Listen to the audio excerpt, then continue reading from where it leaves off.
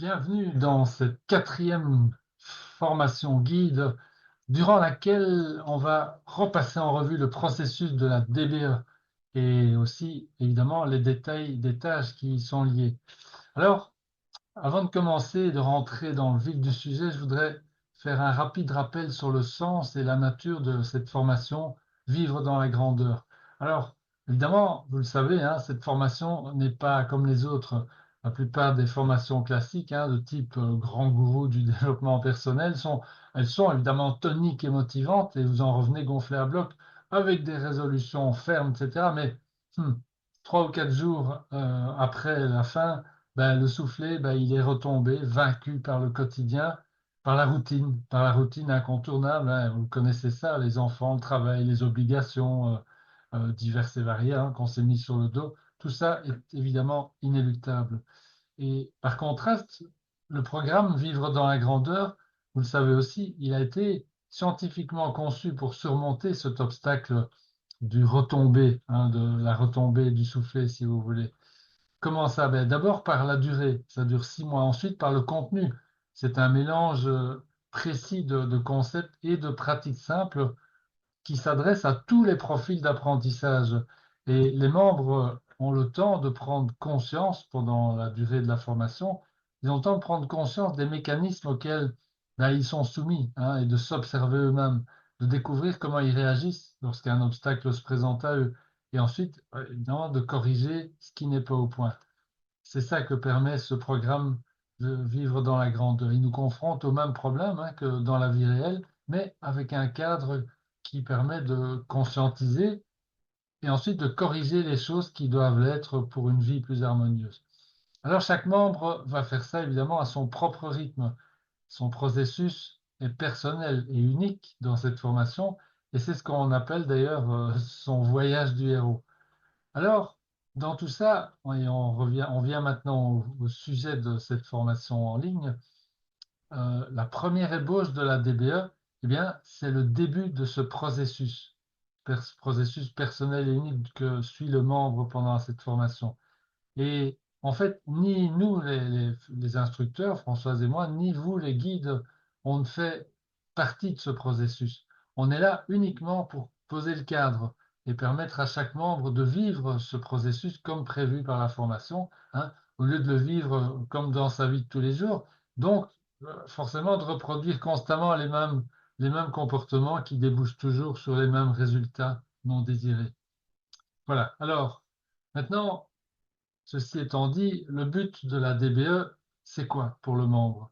Ben, c'est qu'il mette par écrit un petit nombre de choses qui donnent du sens à sa vie.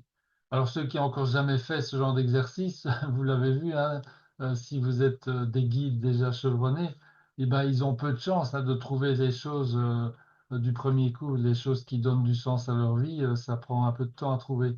Et donc la plupart vont se retrouver avec des buts de petite envergure ou qui n'en sont pas vraiment, hein, du style rembourser ses dettes ou avoir un meilleur patron ou changer de poste de travail, etc. Il y en a d'autres qui vont avoir des rêves démesurés par rapport à leur vécu.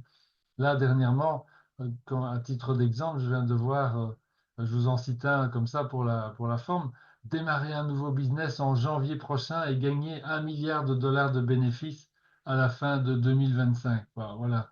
Donc tout ça est OK, évidemment, puisque, je l'ai dit, le membre vit un processus et ben, il va devoir prendre conscience de toutes ces choses par lui-même et à son rythme, mais pas tout seul.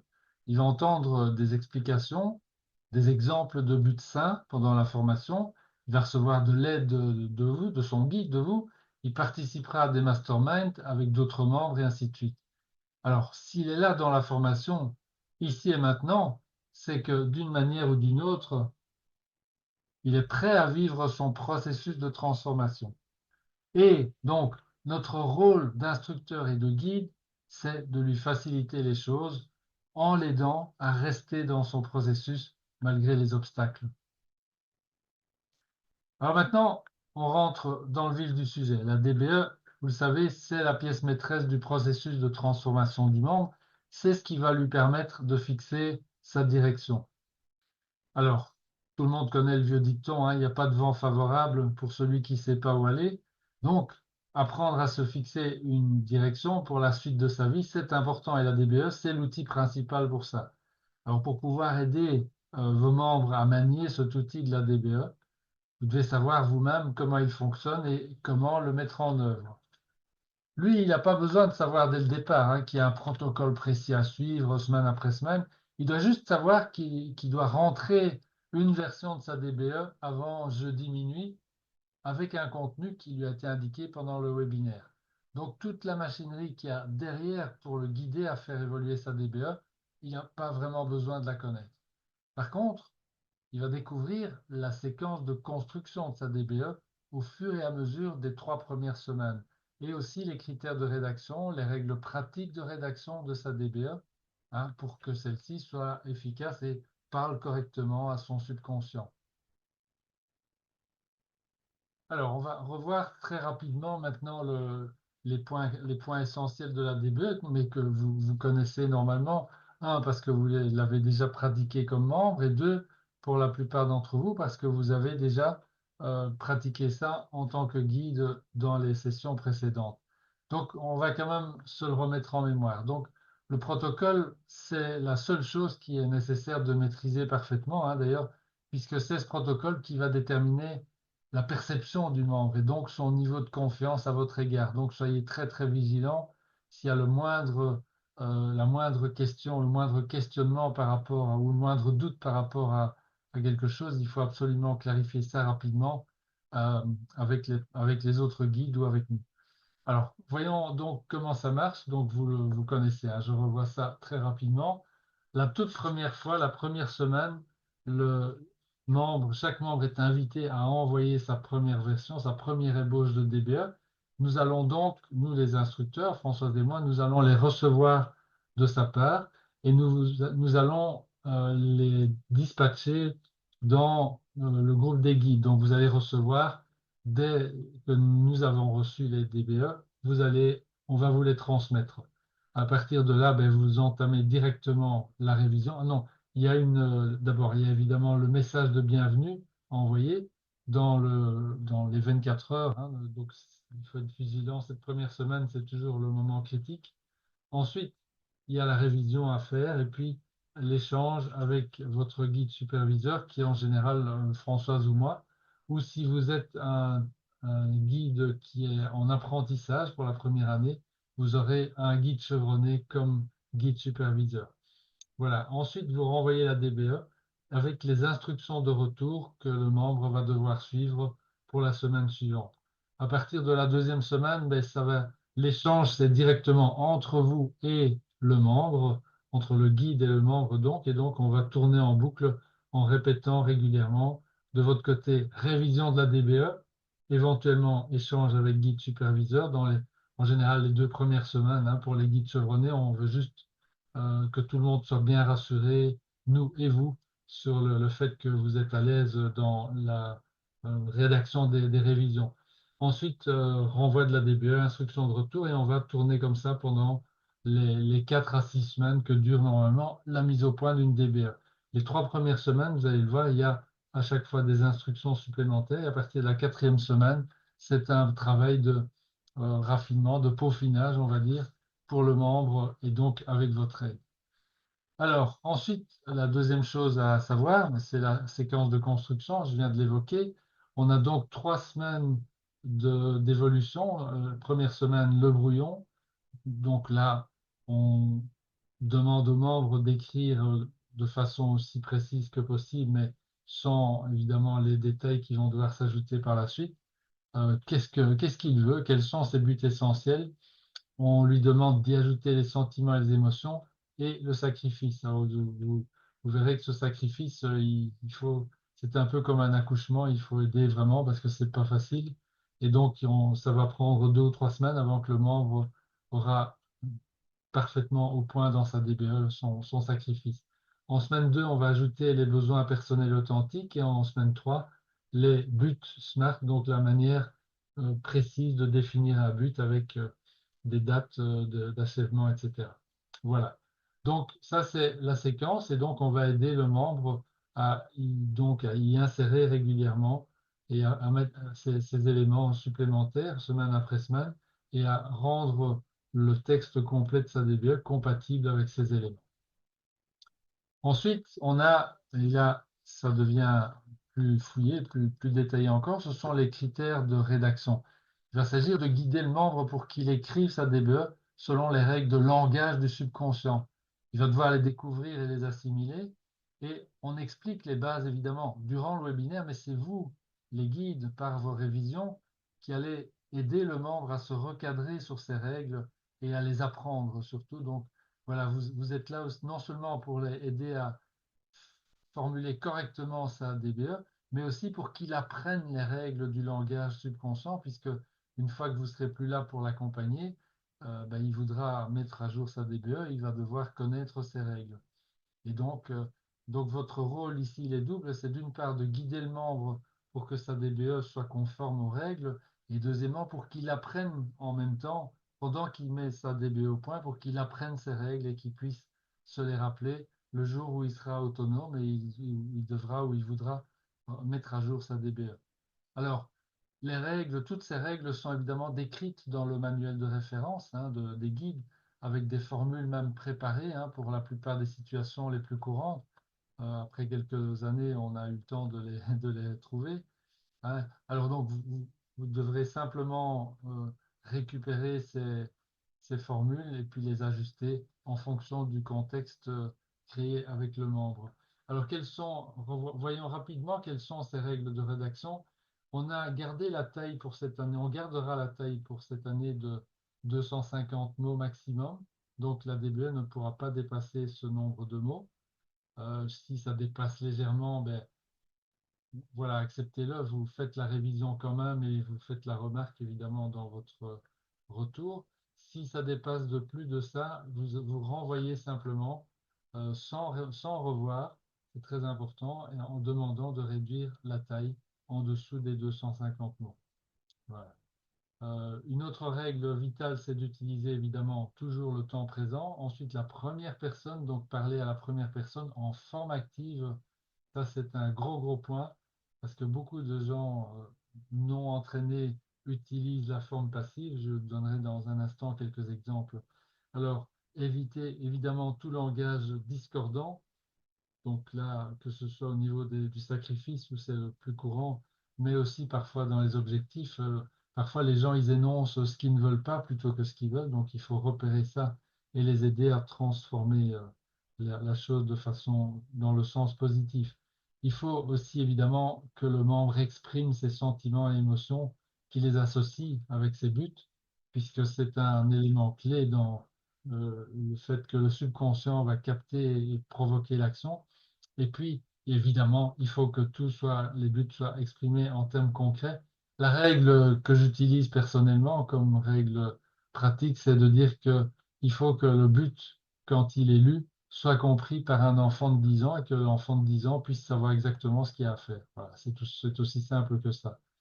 Et dernier point aussi, et ça va être pour vous un travail de raffinage ou de peaufinement, je ne sais pas comment dire, mais à partir de la semaine 4 ou 5, ça va être de les aider à enlever toutes les fioritures de langage qui sont en fait des signes que la personne s'est programmée à l'envers par rapport à ses buts et c'est ce qui explique aussi d'ailleurs pourquoi elle a du mal à les réaliser. Et donc là, à vous de repérer tous ces imprécisions du langage et d'aider le membre à les remettre à l'endroit.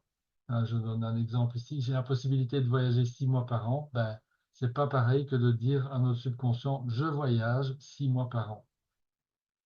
Voilà. Alors, comment maintenant, ça c'est un point très important aussi, puisque votre révision, vous allez l'envoyer évidemment chaque semaine aux membres, et ça va être sur base de cette révision qui va se sentir à l'aise ou pas à l'aise, qui va se sentir rassuré, encouragé, etc. Donc c'est très important d'avoir à votre niveau, de bien maîtriser cette manière de commenter, de construire votre révision. Alors, ça reste à la fois personnel et en même temps assez codifié. Donc, il y a un format à respecter. Et dans ce format, évidemment, c'est votre personnalité, très important d'ailleurs, qui va s'exprimer.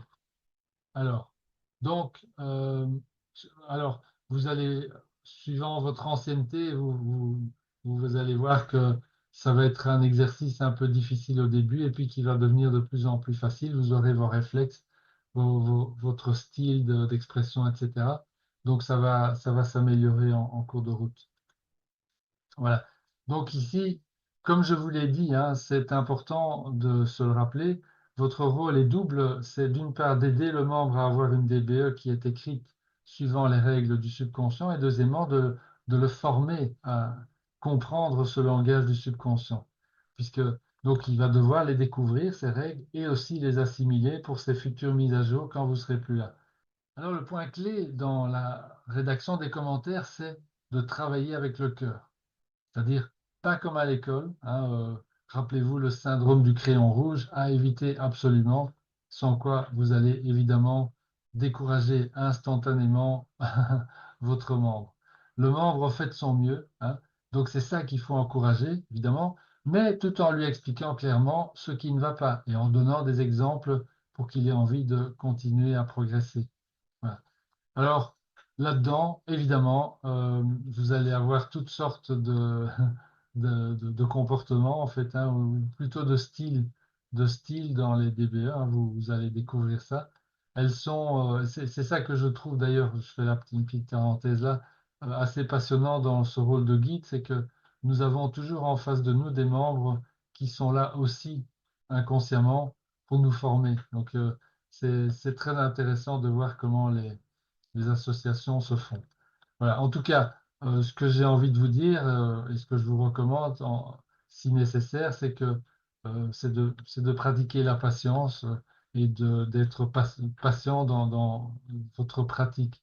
Détendez-vous, hein. Vous avez de toute façon un guide superviseur, Françoise, moi, ou un guide chevronné si vous êtes en première année. Ben, voilà, il connaît le protocole, il connaît la séquence, il connaît les critères de rédaction, il a de l'entraînement, et donc vous pouvez toujours compter sur lui pour vous seconder. Rassurez-vous aussi, hein, respectez ses promesses vis-à-vis des membres et critiques, mais encore une fois, en cas de pépin, en cas d'empêchement, dans un moment de révision critique où vous ne pouvez pas faire le travail, c'est aussi la raison de la présence du guide superviseur qui va être là pour vous seconder. Et puis, bon, un dernier point, amusez-vous, formez-vous, maîtrisez ce langage du subconscient. Ça requiert de la pratique, hein, et c'est en étudiant un grand nombre de DBE qu'on y arrive le mieux. Je peux vous dire que c'est très subtil et je me surprends encore aujourd'hui quand je fais des mises à jour dans ma DBE de, de ne pas utiliser le langage adéquat. Mais heureusement, le fait de pratiquer les révisions depuis tellement d'années, ça provoque évidemment le repérage immédiat des coquilles. Voilà. Alors, je vais terminer sur ce format de révision d'une DBE parce que c'est quelque chose de fondamental. Encore une fois, je vous ai dit, cette révision, c'est votre interface principale au début avec le membre et donc c'est sur ça qu'il va inconsciemment, encore une fois, pas vous juger, mais en tout cas ressentir s'il peut vous faire confiance ou pas. Donc, rappelez-vous, hein, cet aspect de la confiance, on va y revenir dans la dernière formation. Voilà, alors euh, ici, qu'est-ce que nous avons comme format? Je vais plutôt utiliser cette présentation-ci parce elle est plus, comment dire, formatée. Voilà, donc ici, vous avez, en fait, il y a deux parties dans une révision de DBA. Il y a la partie introduction et il y a la partie de la DBA commentée. Donc, dans la partie introduction, vous allez y mettre des informations précises. Il ne faut pas que ça soit kilométrique et donc il faut qu'il y ait, disons, des critères simples. Donc, on commence toujours par un compliment sincère. Il y a toujours moyen de complimenter sincèrement, hein, même si la DBE ne contient que des coquilles, ben, elle a été rentrée à temps ou elle est inférieure à 250 mots. Enfin voilà, il y a toujours moyen de trouver un compliment à faire et un minimum un point positif.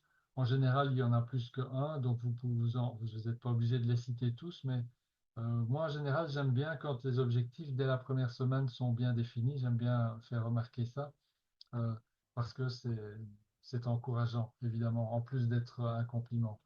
En deuxième lieu, le deuxième paragraphe, vous allez résumer les points clés à améliorer.